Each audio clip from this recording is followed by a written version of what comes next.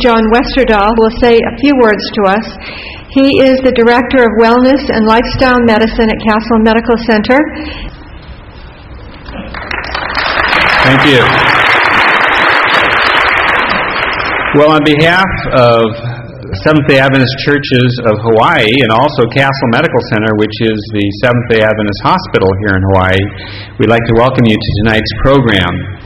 And the Seventh-day Adventist Church of Hawaii, as well as Castle Medical Center, commends Dr. Campbell for the outstanding work that he has done over these many years in the scientific nutritional science research areas, in the study of plant-based diets and vegetarian nutrition for the improvement of human health. So we thank you for being here. We thank you, Dr. Campbell, for being here with us this evening.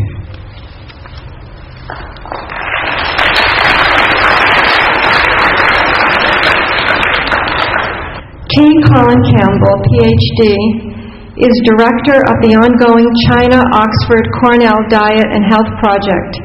He holds the endowed chair of Jacob Gould Sherman, Professor of Nutritional Biochemistry at Cornell University in Ithaca, New York. He was trained at Cornell, received his master's degree and his Ph.D. there, and was a research associate in nutrition, biochemistry, and toxicology at MIT. He's participated in multiple deliberations on state, national, and international policy matters and has authored over 300 research papers. Please join me in welcoming Dr. T. Colin Campbell.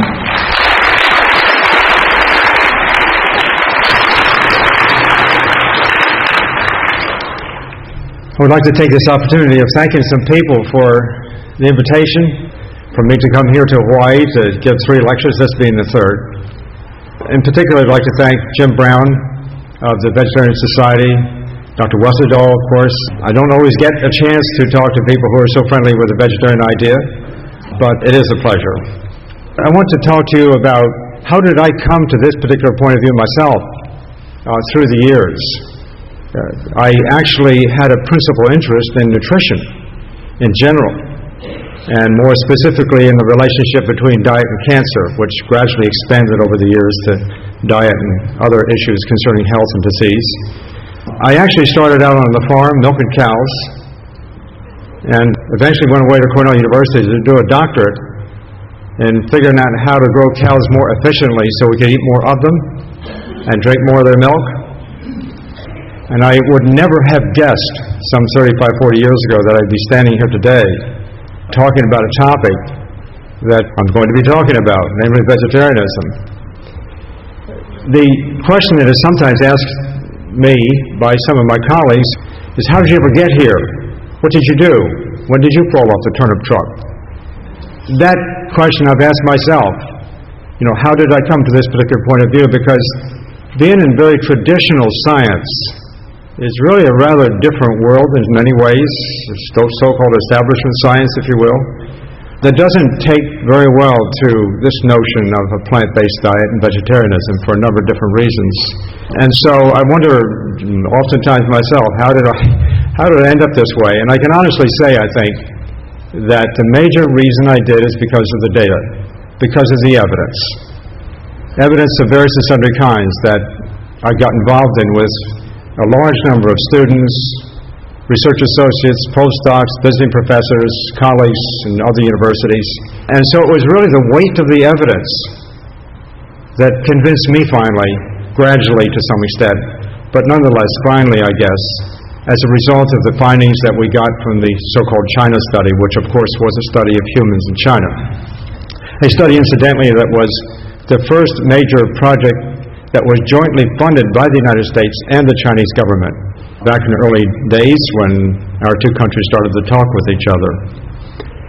But prior to the China study, which was big and comprehensive and we measured lots of things, I was involved in a number of other sort of more traditional kinds of questions and investigations that kind of set the stage for at least forming some hypotheses about what we might at least investigate and think about.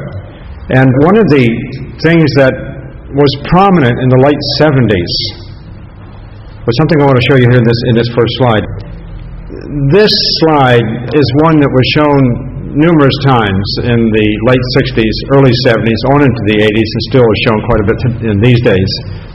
And what it really shows is the relationship between dietary fat intake and breast cancer for a number of different countries. And you can see there's a very impressive relationship.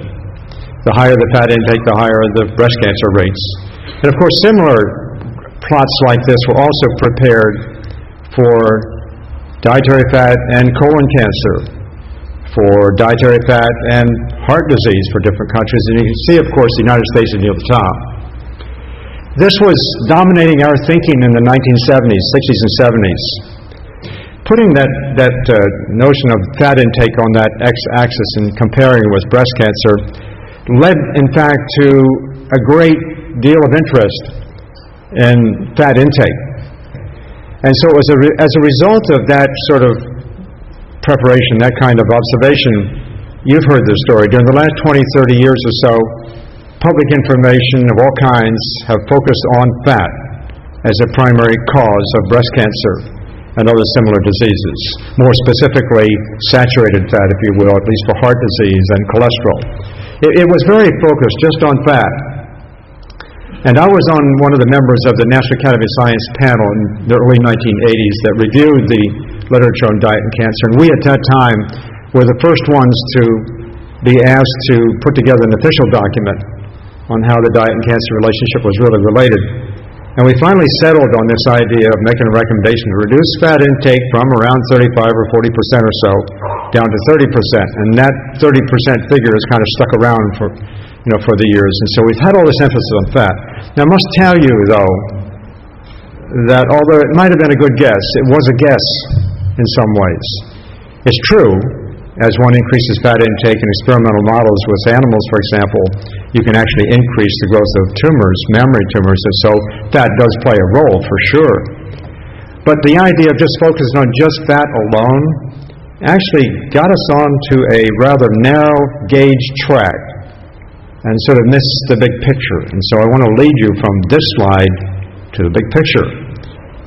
Just one other observation, incidentally, was made numerous times during the 60s and 70s, namely, as people migrate from one region of the world to another, and there's been dozens of these kinds of studies now, and as they sort of migrate and don't mix their genes up with the local population, in other words, they don't intermarry, and these are studies for the most part of people who did not intermarry with the local population, they take on the risk of the disease of the country to which they move within a generation or so, maybe a little more. What that suggested, in a very profound way, was that disease occurs as a result of dietary and lifestyle practices, because when people move and they change their environment, and they change their diet, in particular over some years, then therefore they get the disease according to how they change their diet. And it's not a question of genes. I put that little stop sign down there at the bottom. There seems to be an enormous amount of interest that we get disease because of our genes. And lots of money have been spent on that notion. I don't agree. Everything starts with genes. Yes, that's true. But genes alone do not determine disease. In fact, it's the expression of the genes, especially caused by nutrient intake and dietary practices, that really played a major role. Now, if we conclude, as we were likened to do in the late 70s and early 80s, if we conclude that this is a dietary question, and we did, and many others did too. Eventually, this led to some national recommendations and policy developments, and there was a consensus that emerged in the middle 80s or so, early 80s, middle 80s, late 80s. There was a consensus that emerged on a very conservative estimate of how much cancer could be prevented by let's say, changing our diet. And it was estimated about a third of all cancers could be prevented if we ate right. That ranked with stopping smoking and preventing lung cancer as a major cause of cancer. That 35% figure was conservative. There were estimates at that time that maybe 70 to 80% or so of cancers could be prevented by appropriate dietary means. And I'm inclined to think that, in fact, if we really did things really well and ate right, we could save at least 90% of all cancers, if not, in fact, more. Now, if we agree that diet that nutrition is really that important in preventing cancer and heart disease? One of the practical and first questions, observation that one might make is, well, what are we talking about here? Can we achieve this good nutrition, let's say, through eating foods?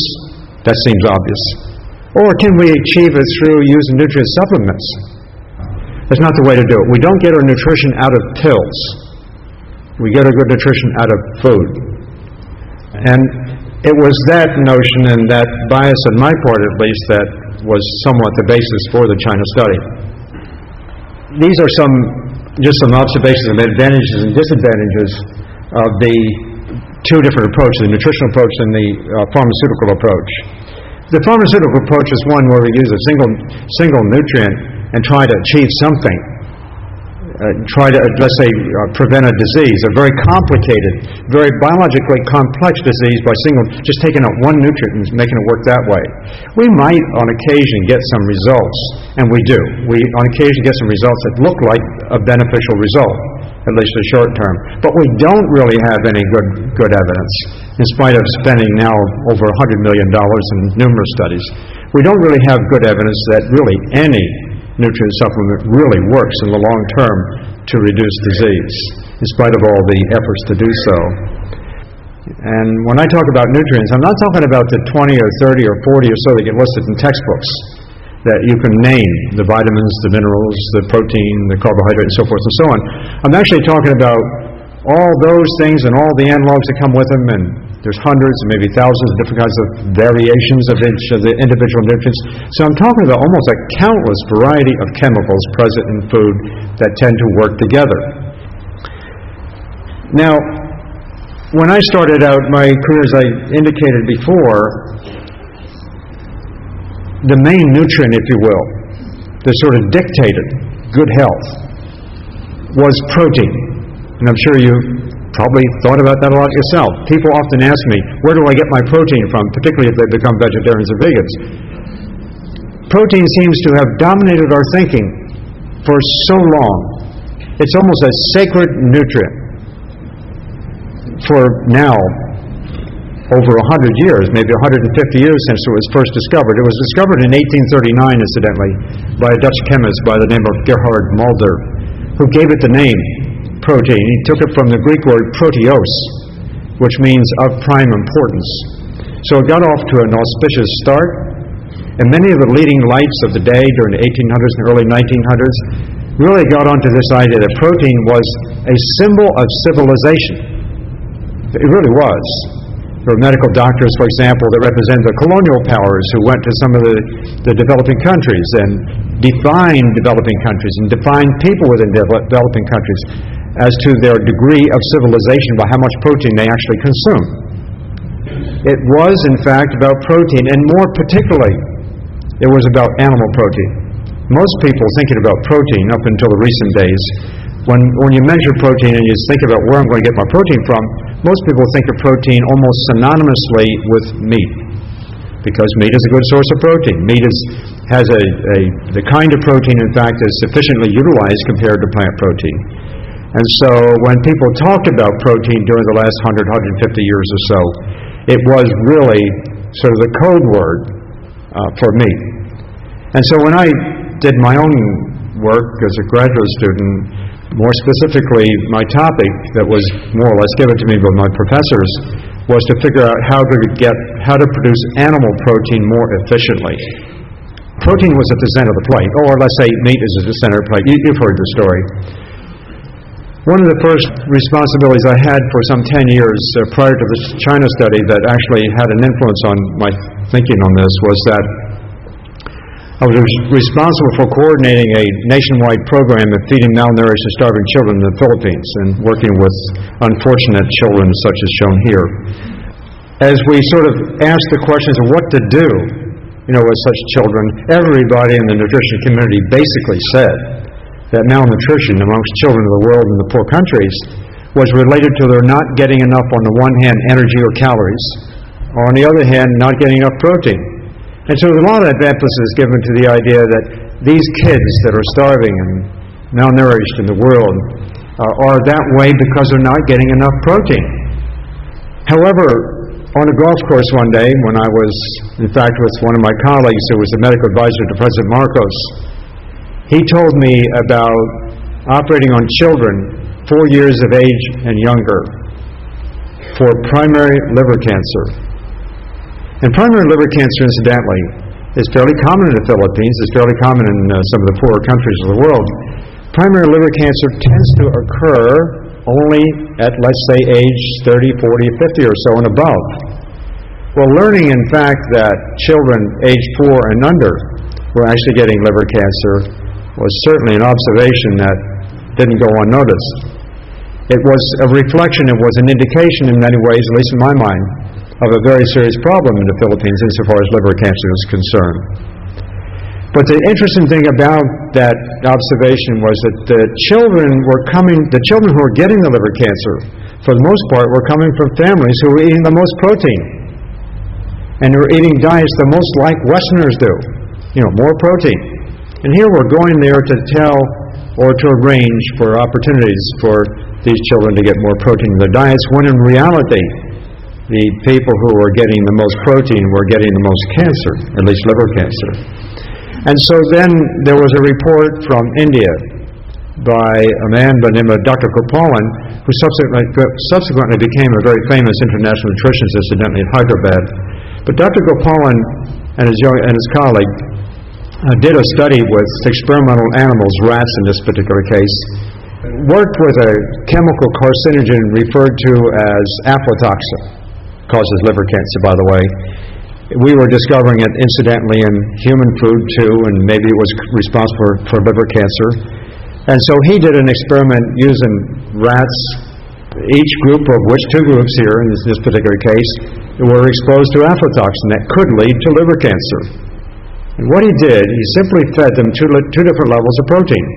One 20%, and 20% was the average intake that both people and experimental animals at least were getting. It turns out experimental rats and people more or less require about the same amount of protein. They're very similar in terms of requirements. They're very similar, almost identical in terms of the kind of response that they actually produce. So basically he had one group that was given 20% protein, and the other group was given what was considered to be a deficient intake of protein, 5%. And what he learned was something rather striking. Namely, the animals given the regular levels of protein, they're the ones that got the liver cancer, 100%. The one that's given the lower levels of protein did not. Well, that coincided with what, in fact, I had learned from my friend Dr. Caedo in the Philippines. And what we saw ourselves is that people and animals respond in sense to increasing intakes of protein. This, in turn, led to a lot of studies of my own and my students leading up to the China Project and even beyond, funded by NIH, where we wanted to explore this question because it was so provocative. I mean, how could protein cause cancer? I mean, this is the question. No one wanted to hear that, and I certainly was not led to believe that that could be the case. And so we did studies exhaustively for the next, actually 26 years, 19 years of which was funded by NIH, to figure out whether this is really true, and more to the point, try to figure out how did it work, because quite frankly, when you're studying these kind of questions, you never can sell anybody on anything really in this area unless you can establish how it works. If you can establish how it works, what's the mechanism, then therefore you can get some validity to the idea. This in turn led to a number of different studies. One of which is shown here. If experimental animals are just simply fed just good protein, either at regular levels 20% or 5%, which is inadequate, and then followed over a period of time, it turns out that we eventually learned that we could turn on and turn off tumor growth just by this very good protein that we were feeding. These animals, in fact, had been exposed to the aflatoxin that was alleged to also be causing human cancer too, but nonetheless it was a question of protein. Very dramatic results. And eventually we concluded those studies some years ago now, doing an exhaustive sort of lifetime type of study to really get this idea down well established. And it turned out that the animals that were fed the 5% protein said to be inadequate, and compared them to animals fed 20% and halfway in between, and just to see how the protein would influence their health. And it turned out that the animals fed the 5% protein diets all were living and were healthy and were thrifty and had sleek coats and very playful and jumping around at 100 weeks. All the animals that fed the regular levels of protein were all dead with liver cancer. So we had, in fact, confirmed what the Indian workers had established in the first place. There was a very dramatic effect of protein doing this. That basically shows that we could turn on and turn off tumor growth just simply by feeding them protein. So finally, I had to face up to the proposition of what kind of protein were we using. It was the same kind of protein other experimentalists had used too for years, and still for the most part do today. It was casein. And casein represents 87% of cow's milk protein. Casein actually, when consumed at, let's say, more or less routine levels of intake, can turn on tumor growth. It can increase the risk. It can speed up whatever tumors might be growing in our bodies, for example. Of all the chemical carcinogens that you've heard about, we've heard about, whether it's ALAR, DDT, whatever, the most prominent chemical carcinogen we consume is casein.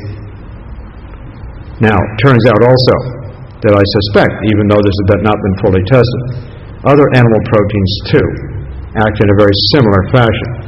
So animal protein, which had been ignored for so long, and which we thought, in fact, was so important, actually tends to turn on cancer. And the evidence is deep. There's multiple mechanisms. I just simply list here, for those of you who may be in science, the kind of evidence, in fact, that we had. I consider the evidence to be deep, to be relevant in the sense that it's the regular levels of protein intake that cause this. And finally, the evidence is broad. That is to say, this protein effect is involved more than just a simple, narrow model involving liver cancer. It involves breast cancer and pancreatic cancer and some other cancers, as we began to learn. But more to the point, this last entry here, we actually tried 20% soy protein and 20% wheat protein. That's the regular levels that lead to cancer in the case of casein. It didn't do it. So plant proteins don't do this. Animal proteins do it. Now, having sort of arrived at that particular point, I really wanted to go on to obviously be involved in doing human studies. And I fully and totally respect the views of the society, incidentally, insofar as animal experimentation is concerned. Obviously, I did it myself for many years. Didn't quite have the same views then as I do now, but nonetheless, that was part of my story, and I had to obviously tell that part of the story because that kind of information, ironically, is what's gotten me here to really begin to broaden my horizon and consider, the whole question concerning a much larger question concerning, what not only do we eat, but what's some of the philosophy behind the ideas of what we eat and how do we do our work. So we wanted to get a broader picture. We don't want to have this trade-off kind of thing.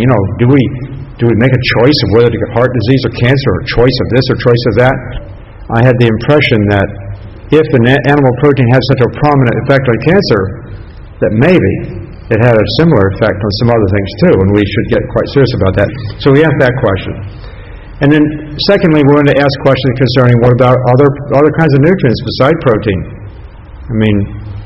Plants have protein too, but they have also countless other nutrients present. We were interested in looking at patterns of diets and patterns of disease that would emerge. But in science, is a very important question, because in science, we tend to look at questions in a very narrowly focused way. And we look at great depth. We tend to look at one chemical at a time, doing one thing, and that's not the way we really live our lives. And so to look at things more comprehensively, it requires a different kind of mindset, different kinds of methodologies in order to do this. So, now, to investigate this comprehensive nutrient effect, we wanted, of course, to do an appropriate human study, and it was at that point in the early 1980s that I learned that the Chinese government had established that cancer, for about a dozen different cancers, was very different in different parts of the country. And also at that time, I learned about that, in part because the Nova TV program had shown it. But at the same time, one of the first, in fact, I think he really was the first major scientist from China to come to the United States, was in my laboratory working with me, Dr. Chen Junshi, a very significant man in the Chinese medical establishment. He and I and a man named Richard Peto, now Sir Richard Peto, the University of Oxford, and another gentleman from China, are the ones who really got the whole thing going to get this study going.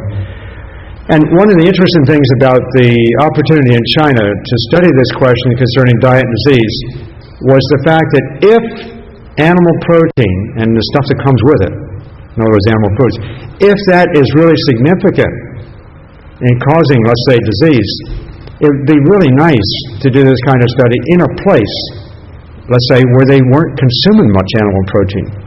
Because if we saw something there, that's significant. That is really significant.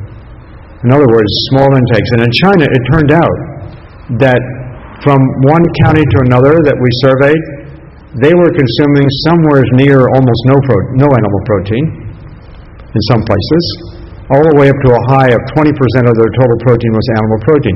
So somewhere between 0 and 20%. In our country, the percentage of protein coming from animal sources is 70%. Their average was 10%. And also the fact that they're consuming less protein, it turned out the concentration of the animal protein in the Chinese diet was only 1/10 of what it is here. So we were looking at a population where there's not much protein really being consumed. I didn't expect to see anything, to be honest about it. Once we came to that recognition and had that information, I didn't really expect to see much, because it wasn't enough. It wasn't enough to produce an effect. So the study was organized in rural China, where people tend to live in the same places all their lives. In our study, for example, we asked questions, where were you born?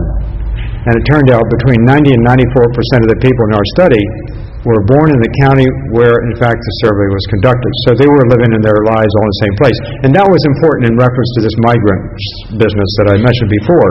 Very stable population, very different cancer rates, therefore measure as much as we possibly can measure and see what comes out. And this is just the plot here showing that original graph I showed. And at the bottom left-hand quadrant, you can see that the range we were working in was down there, where there wasn't really a big difference in disease rates. Almost every single study that's been done in the West and that you know about, we all know about, is done in the upper right-hand quadrant. It involves Western subjects where dietary differences are not really that different. They are different somewhat in terms of individual nutrients, but they're not that different in terms of animal food versus plant food.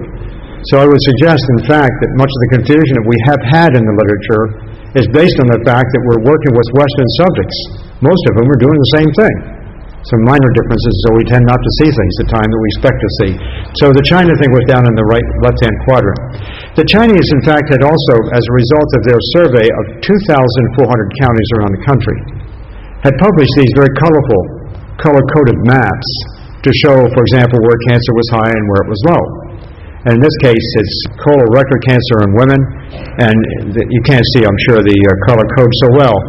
But the red is where it's high, and then it's the purple, and then it's the light green, and then it's the orange, and so on down. So you can see that colon cancer occurs in some regions of China and not in others. And what was really quite rate regions and lowest rate region were really remarkable.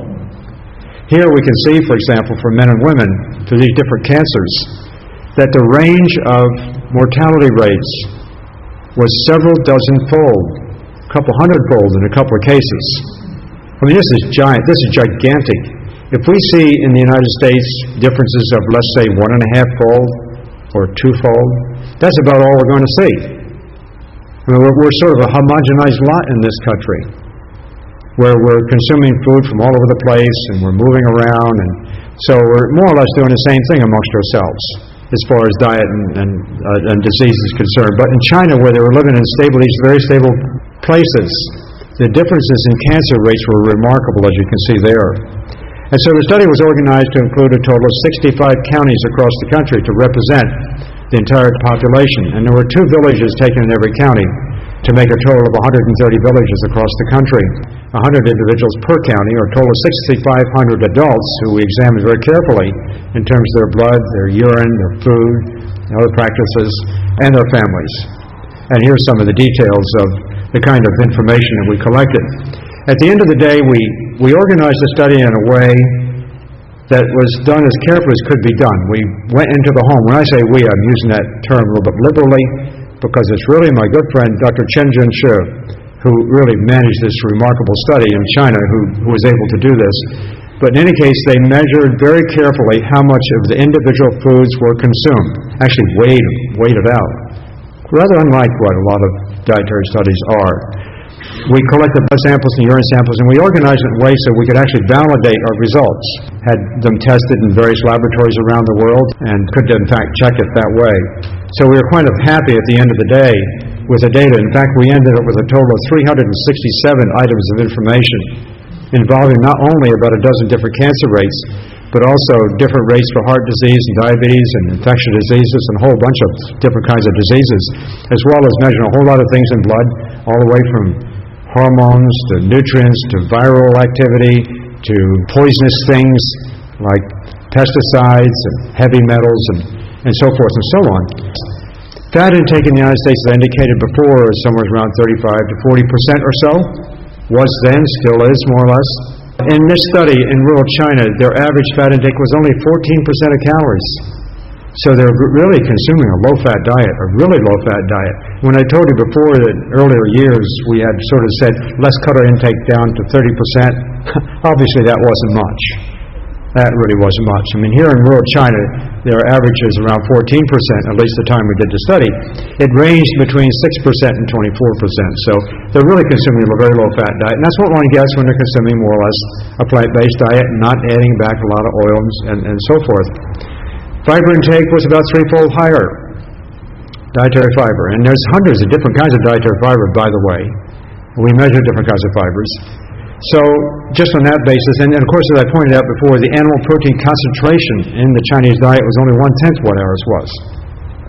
Those three things alone pretty well characterize the diet. We measure lots of other things too, but basically it shows that in rural China, they were consuming a diet largely plant-based, low-fat, high in fiber, and all the good things like that. And it turned out that blood cholesterol, which was a good indication of risk of heart disease, still is, was used then, still is these days. The higher the blood cholesterol, the higher the heart disease rates you see. It turned out the blood cholesterol levels in rural China were remarkably low. It went from 90 milligrams per deciliter to 170. These are means for different counties. These are not individual values. Individual values were as low as 50 or 60 probably. But as far as averages for counties, but between 90 and 170, the average was 127, unheard of here in the West. Their high was near our low. We range from about 170 to 270 or 300 or so, whatever it is. So, as a result of their consuming far less animal foods, they were getting much lower blood cholesterol levels, and of course, much less heart disease. Subsequent to this, Dr. Bill Costelli, who was executive director of the Framingham study for many, many years, and Calder Esselstyn and others who have worked with people in this country, and using our data, in fact, have made the claim that they have never seen a person with heart disease who had cholesterol levels lower than 150. And indeed, in China, when we get down to levels of cholesterol that low, that we had, for example, the best case scenario, I guess, was a county where there was something like 277,000 deaths that had occurred, and not one of them was due to heart disease. So heart disease is virtually unknown in areas of the world where cholesterol levels are that low. The last two entries are related. Body mass index is an indication of body weight. And so what we see in the United States is a very high average body weight. Actually, it's a little higher than 25.8 right now. It's about 27.2. In China, it was about 20. So you can see, at least at that time, the average body weight in China, in rural China, was about only 3/4 of what it was here. It was much lower, about 25% lower compared to what it is here. In addition, and rather remarkably, these Chinese that had almost no obesity, no overweight problems, actually were consuming more calories per unit body weight. Now this is really quite of a striking thing. I mean, we tend to think, you consume more calories, you get body weight. Whereas in China, they were consuming more calories and getting less body weight. How so? Well, part of this clearly is due to the fact they're more physically active in China than we are here. But we tried to control that as best we could. These figures are for the equivalent of Chinese office workers, who are the least active. And even so, the least active people are still consuming more calories and getting less body weight. Now, it's true that office workers in China are still more active than we are. They tend to go to the office, if you will, on bicycles. And so we have this sort of interesting relationship. They can consume more calories and gain less body weight. How so? Well, part of it is, I'm sure, and we can't distinguish and measure precisely how much is due to which. I'm sure that the extra physical activity helps to keep the body weight down. No question about that. On the one hand. On the other hand, there's something else at work here. And that is when we consume low-fat diets, plant-based, it turns out that we can, in fact, consume a little more energy. Because much more of the energy that is consumed, the calories is consumed, instead of it going out into our body, gaining weight, if you will, it goes off as body heat. And interestingly, it also tends to stimulate physical activity. So people who use lower fat diets, plant-based, tend to have less body weight and tend to be more physically active, not just because they have less weight to carry around, but there is this kind of thing going on to create that phenomenon. This slide here is a summary of really quite a vast amount of work that we did, just looking at various specific relationships that we were just simply interested in. We wanted to know, for example, whether fat intake was related to breast cancer. It turned out the higher the fat intake in China, the greater the breast cancer risk. That was going from 6% up to 24%, breast cancer tended to go up. Really surprising. I mean, what was going on here? It wasn't a really strong relationship, but it was certainly statistically significant. It turns out that as fat intake goes up in China, it goes up because they're consuming more animal food. So the more consuming more animal food, and the protein and various other things tend to increase breast cancer. Age at menarche, the age when a young woman reaches her sexual maturation. Age at menarche in China, average age at menarche in China is 17 years. The range was from 15 years to 19 years. In this country, it's around 11 to 12 years. Now, what does that mean? Age at menarche is an excellent predictor of future breast cancer risk. The lower the age at menarche, the higher the breast cancer risk later in life. And why do people have low age at menarche? Why do they sort of reach this reproductive period earlier in Western countries? It's largely related to the fact that they're consuming diets that grow them as fast as we can grow people. So we tend to push our children to grow as fast as they can, give them a rich diet, and as a result, they reach the reproductive period early. I'm sure the same is true with males. It just so happens that with women, it's a little bit easier to get this kind of information. So in China, later age at menarche, earlier age at menopause. They are around 47, 48 years. The Western woman is around 52, 53 years. What does that mean? Well, it turns out that in rural China, where breast cancer is rather uncommon, they have about 9 fewer years of reproductive life. And we measured this. It turns out that Western women, as indicated by British women in the particular case that we did, it turns out the estrogen levels. Estrogen, you know, higher estrogen levels in blood tends to be associated with higher breast cancer risk. In any event, the estrogen levels in Western women is about 50% higher than in rural Chinese women. So we got two things going on here. In the Western women, we got a longer, more expansive reproductive period, number one. Number two, we got a 50% higher level of estrogen, circulating estrogen. That means the total exposure to estrogen, lifetime exposure to estrogen for the Western women is much higher. Much higher. You just do the calculations, area under the curve, if you will. Do the calculations, the estrogen levels in the Western women is much higher. Why are estrogen levels higher in Western women? Because of the diet. Consuming animal protein-based foods has been shown many times to increase estrogen levels. Switching to a more plant-based food, estrogen levels begin to come down. Colon cancer, fiber, it turns out the higher the fiber intake, the less the colon cancer. We sort of knew that from Western literature, but in China, here they're consuming these high levels, we see this. And so we go on down the line here. Vitamin C, it turns out, is only present in plant food. The higher the levels of vitamin C in the blood, to lower the stomach cancer rates. Each of these that I've listed here did involve very serious, in-depth studies that were subsequently published. But the point I want to make, after doing this kind of work, sort of focusing on some of these details, is sitting back and kind of kicking your feet up and looking and see, what do we see?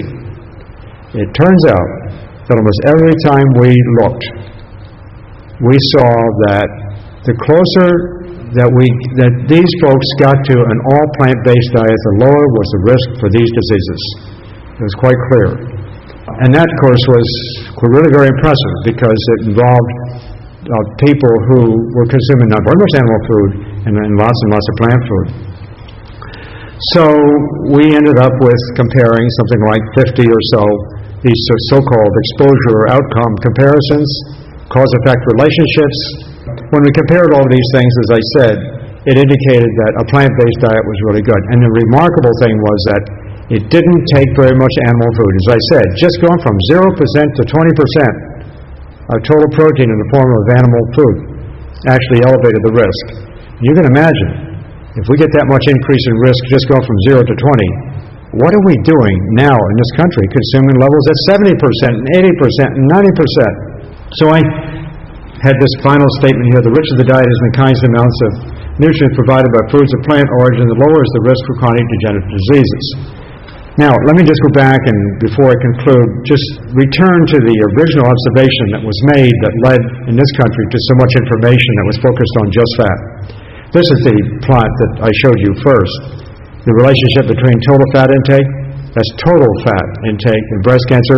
If you look at this really carefully, and it crosses right here at the bottom, that line crosses the bottom saying that, some fat's needed. You're not going to get, we have to consume some fat. And then when we go above that level, we get into trouble with breast cancer. These data were actually prepared by the late Professor Ken Carroll at the University of Western Ontario, a friend of mine. And he published also some other data in addition to total fat. He had information on breaking it down, with reference to animal fat and plant fat for these different countries. And for animal fat, look at this. This relationship goes to the origin, so to speak, right to the 0 point. In other words, it says as soon as you start putting animal fat in the diet, breast cancer risk immediately starts going up. In contrast, plant fat, you don't see anything like that. So something about animal food or animal fat versus plant fat. But now, let me come back and make another point. Animal fat, experimentally, does not increase breast cancer risk like does plant fat. You say, what's going on here? This is really strange. This is a paradox. Well, in reality, when this information is explored a little more carefully, it turns out that the plant fat we consume, like corn oil, western oil, stuff like that, it can actually raise the risk for breast cancer and diseases, but only when the total fat intake is high. So the main point is to get the total fat intake down. So how do we get it down? Well, we don't do what we have been doing. We don't, for example, all of a sudden start consuming skim milk instead of whole milk. That doesn't work. We don't use lean cuts of meat and expect that we're going to get some benefit. And so you see where that message came from and where it went to? We focused on fat and telling folks, cut down the fat intake and use low-fat foods. And we also said, eat your vegetables and grains and fruits, of course, too. But people didn't do that very much. They thought by cutting out the fat intake, they were going to achieve something. And we were now learning it doesn't work. It doesn't work. The fat intake that I have shown you there, that's only an indication of something else going on. We can't conclude that it was fat. We should not have concluded it was fat. Instead, it's that. It's animal-based food. So had we plotted originally, when I say we, the scientific community, but in general, had it been plotted this way in the beginning, which is the correct way of doing it, we would have taken away the emphasis on fat and put it where it really belongs. And that's animal foods. And so animal foods increase the risk of these diseases. That's really what's going on. And it increases the risk of those diseases maybe a little bit because of the extra fat it contains, usually. But mind you, if you add a lot of plant oils in there and use fried foods with a lot of plant oils, you might get the same thing. So it's really animal foods. And within the animal foods or domain, the nutrient that really works best in increasing breast cancer risk and cholesterol levels is actually the protein. It's the animal protein. So it comes back full circle to what I was talking about in the beginning. Foods that contain animal protein, obviously it's animal-based foods. Foods that contain animal-based protein are the ones that cause us the problems. And it doesn't take much. It's just a very small amount for some people. We really need to be consuming a plant-based diet. I had the good fortune of then beginning to meet some people outside of the traditional scientific community. A number of people, including, I should say, Dr. Terry Shintani here at Hawaii, who has an international reputation, really an outstanding individual. He's one of your own, and he really is very good. But in any case, I had an opportunity to start to meet some physicians. I'm a scientist, I'm not a physician, so meeting some physicians around the country. Certainly heard of Dr. Bill Harris as well, although we had just met for the first time in this visit. In any case, there were physicians out there practicing and sort of coming to conclusions like what we were seeing in the research lab. And one of them, Dr. Caldwell Esselstyn Jr. Dr. Esselstyn, how many of you heard of Dr. Esselstyn? Probably not very many. How many of you heard of Dr. Dean Ornish? Lots of people. Well, Dr. Esselstyn actually started his study a little bit before Ornish did, and decided to do his study over a longer period of time because he was particularly interested in doing it as long as he could. Dr. Esselstyn, by the way, was a surgeon at the Cleveland Clinic, very distinguished surgeon, president of his National Society, publications, lots and lots of publications, dozens of publications. He had actually gotten the gold medal in the Olympics before he decided to be a surgeon. He decided that all the operations he was doing, whether it was on breast cancer, he did a lot of breast cancer operations, heart disease and the like, they weren't really working as well as he might have liked and his colleagues might have liked. And so he thought there must be another way. I mean, they work to some extent doing heart bypass surgery and angioplasty certainly relieves pain, there's no question about that, and helps people in that way. But in terms of extending life, that information is not all that convincing. That was his conclusion, at least at the time. So he decided to do, and we didn't know each other, he didn't know about the kind of work I was doing and others were doing like me. He decided to get a bunch of heart patients and get them involved in a study using a dietary approach. And so he invited 24 seriously ill heart patients to join the study. He wanted them to eat a certain kind of diet. He wanted them to eat a low-fat, plant-based diet. He didn't talk about stress. He didn't talk about exercise to any significant extent. And he said, I want you to just do it in your home. You don't have to come to the clinic, just do it on your own. But I want to make sure you do it. And we're going to meet every week or two, and they did. And he took their blood cholesterol levels as he went along the way to make sure they adhered to it. These 24 people, 18 of them, decided to join a study. The other 6 said, no, it's too much for me. I'm not going to do that. So 18 decided to join the study. Now he has followed those 18 people for 17 years. Those 18 people, when they got in the study, had 49 coronary events prior to getting in the study. 49 coronary events for 18 people. They were really very sick. So they had 49 coronary events before they went into the study, and eventually, over the next 17 years, they went from 49 coronary events to 0. He basically brought under total control progression of heart disease for seriously ill people. In science, it often been said, really aggressively for years, that although diet might help to prevent these diseases, it could not reverse advanced disease. It's too far along. What he, in fact, has shown, that's not true. Dr. Dean Ornish also did something very similar. He included stress management, exercise, and he published some results 1 year after he started the study and got the recognition that he got very quickly. But Dr. Esselstyn, a very sort of modest, low-key kind of man, did it for a long period of time and has gotten these remarkable results. The 6 people who did not join the study, they went on the American Heart Association diet. That's what doctors tell people to do when they have heart problems. They didn't get better. Their disease progressively got worse. The 18 people who were on the total plant-based, low-fat diet really got better. Now, I will just finish trying to answer that other question to give a more comprehensive view.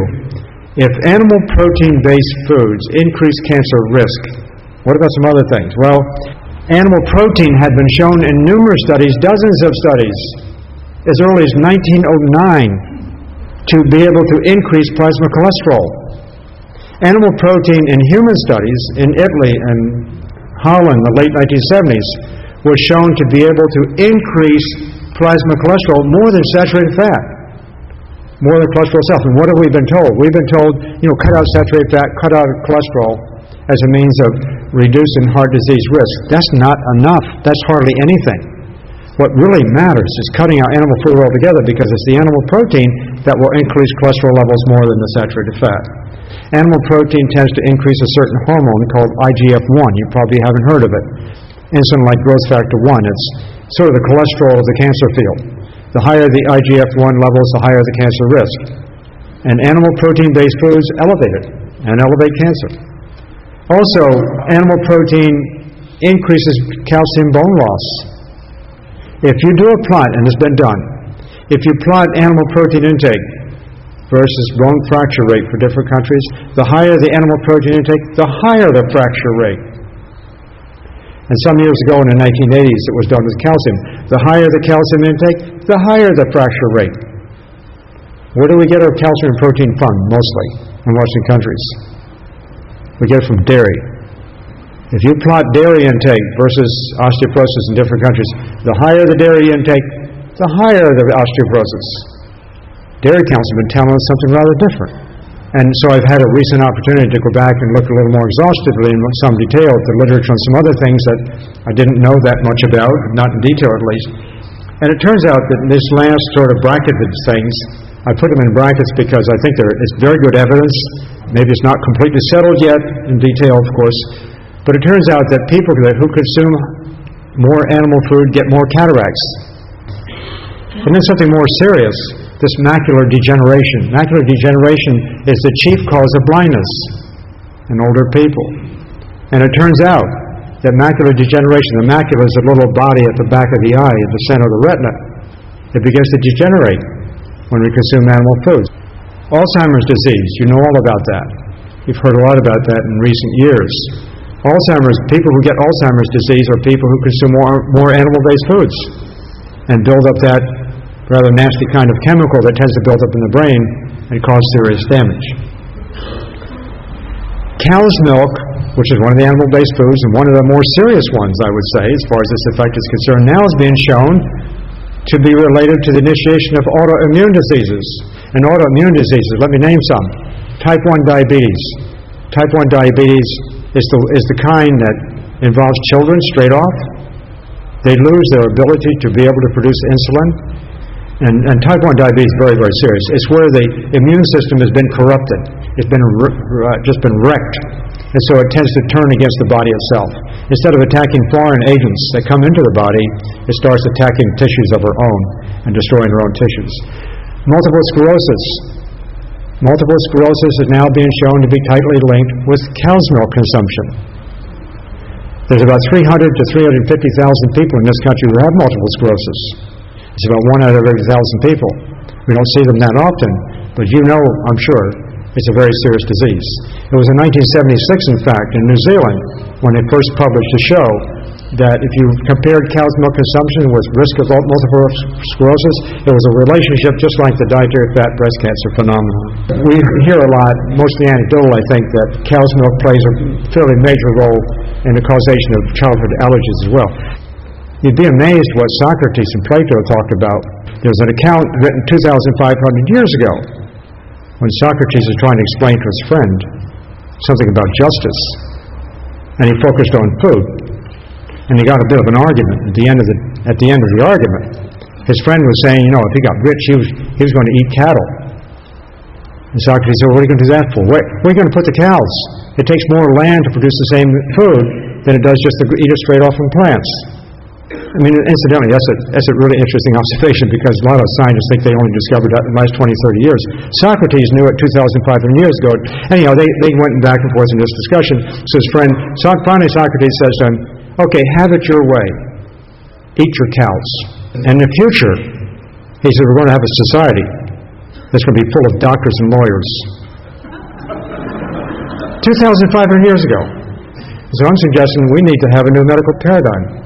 And I say, for example, that whereas the major disease rates have not decreased in recent years in the United States, whereas medical care costs the highest in the world, we have the highest per capita medical costs in the United States. Germany is next, 60% of ours. Whereas food production is costly not only to our health, but also is environmentally unsound. Nutrition should be, will be, in my view, the major domain of medicine in the future. It has to be. Unless we start taking nutrition seriously, we're not going to be conquering some of these really huge problems, be they political, economic, cultural, philosophical, or whatever. If we consume a plant-based diet, rich in color, a variety of plant-based foods, and as lightly cooked as possible, maybe even lots of raw foods, not adding back a lot of salt, sugar, and fat, which we become addicted to. If we eat that kind of diet, the kind of gains that we can make in terms of our health are really remarkable. Thank you very much.